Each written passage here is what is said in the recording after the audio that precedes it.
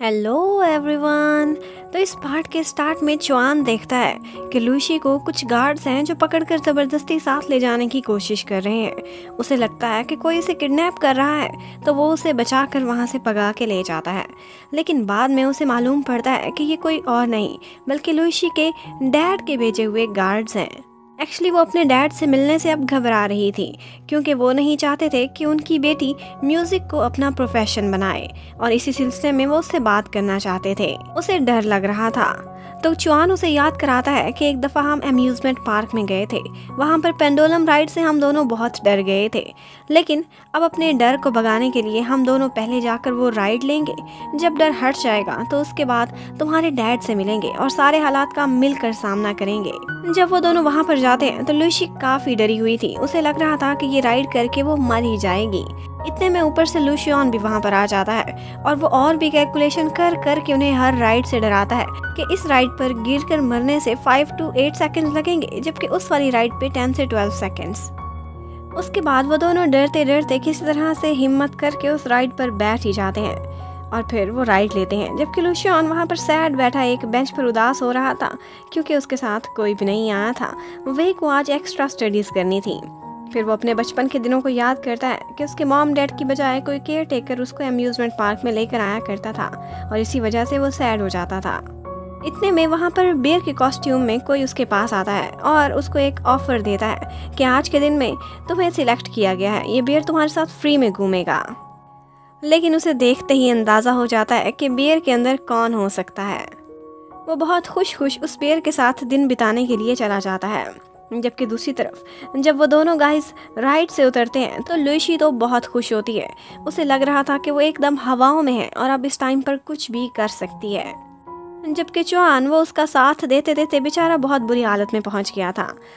जबकि उधर लूशियन उसको बेयर एक टेडी बेयर विन करने को कहता है, लेकिन लूशियन बहुत बड़ी बड़ी बढ़ के मारता है कि मेरा निशाना तो परफेक्ट है, इसे जीतने में कोई मसला नहीं होगा। लेकिन उसके सारे निशाने गलत लगते हैं, और जब बेयर ट्राई करता है तो उसके सारे निशाने एकदम परफेक्ट लगते हैं और वो बहुत खुशी मनाता है। और भी बच्चे उस बेयर को हायर करना चाहते थे, लेकिन लूशियन कहता है कि ये बेयर मेरा है और सारी ज़िंदगी मेरे साथ ही रहेगा। उसके बाद वो और बेयर मिलकर एक राइड पर बैठते हैं, और वहाँ पर लूशियन उसे कहता है कि देखो तुम्हें ज़रा भी एक्टिंग नहीं आती, तुम्हारा विनिंग स्टाइल, तुम्हारा खुशी मनाने का स्टाइल, सब कुछ मैंने पहचान लिया है। मुझे पता है तुम मेरी गर्लफ्रेंड हो, तुम वे हो। और फिर हमें फ्लैशबैक में दिखाते हैं कि वे ने लूशियन की मॉम से एक मुलाकात की थी, जिसमें उसे पता चला था कि लूशियन की बचपन में अम्यूज़मेंट पार्क में सारी बुरी ही यादें हैं, क्योंकि मॉम डैड उससे वादा करने के बाद उसे टाइम नहीं दे पाते थे, और इस बात से वो बहुत सैड होता था। उसे अम्यूज़मेंट पार्क में जाना पसंद ही नहीं होता था। और अब वे ने फैसला किया था कि वो उसकी बुरी यादों को अच्छी यादों में बदल देगी, इसीलिए आज उसने उसके साथ एक दिन स्पेंड किया था बहुत ही स्पेशल तरीके से। लूशियन वाकई में बहुत खुश हो जाता है और इतनी अच्छी मेमोरीज देने पर उसका थैंक्स करता है, और वो दोनों बहुत खुश नजर आते हैं।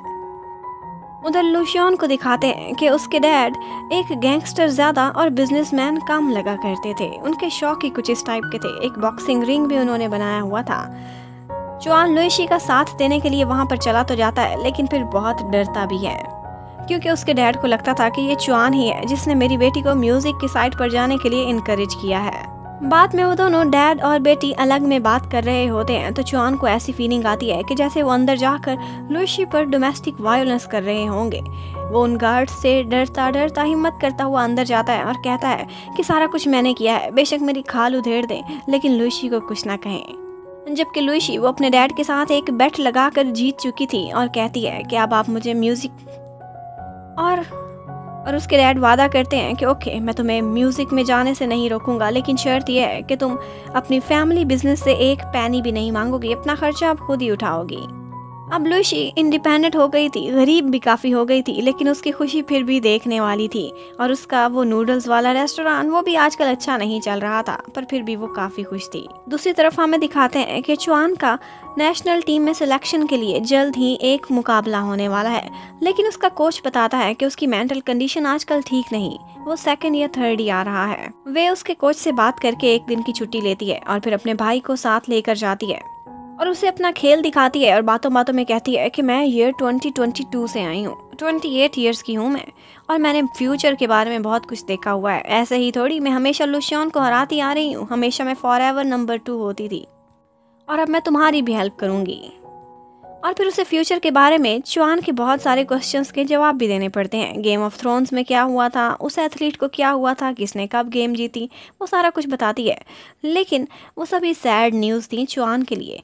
लेकिन वो कहती है एक गुड न्यूज़ भी मेरे पास है, ये जो नेशनल चैम्पियनशिप आने वाली है वो तुमने गोल्ड मेडल विन किया था।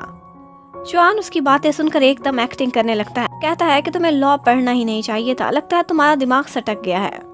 लेकिन एक्चुअली वे ने ये सब कुछ इसलिए किया था क्योंकि उसे पता था कि उसका भाई नहीं जीता था, और वजह ये थी कि वो कॉन्फिडेंस की कमी का शिकार था, और अब वही कॉन्फिडेंस वो अपने भाई को दिलाना चाहती थी ताकि वो जीत जाए। उसमें टैलेंट की कोई कमी नहीं थी, और उसको रिलैक्स कराने में लुइशी भी वे की काफ़ी हेल्प करती है। अपनी बहन से गार्ड्स उधार मांगती है जो उसे पकड़कर लुइशी के पास लाते हैं और मसाज करके उसे रिलैक्स भी करते हैं। उसके बाद अगले दिन नेशनल टीम में सिलेक्शन का दिन आ जाता है, और वहाँ पर चुआन सारों की इनकरेजमेंट की वजह से वाकई में बहुत अच्छा परफॉर्म करता है और नंबर 1 आ जाता है। आकर पहले अपने मॉम डैड से मिलता है। वे बड़ी खुशी खुशी मिलना चाहती थी, पर उसकी बजाय वो चला जाता है सीधा लुइशी के पास और अपनी ट्रॉफी भी उसे दे देता है। ये देखकर लुशियन कहता है कि वो तो तुम्हें हक नहीं करेगा, पर थैंक्स गॉड मैं तुम्हारे पास हूँ, मुझे हक कर लो। उसके बाद सेलिब्रेट करने के लिए सारी फैमिली इकट्ठे डिनर भी करती है।